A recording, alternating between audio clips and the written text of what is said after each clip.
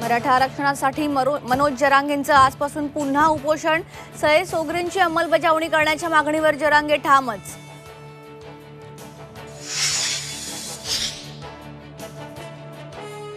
विधानसभा निवडणुकीसाठी भाजपकडून राज्यातल्या 288 मतदारसंघनिहाय आढावा.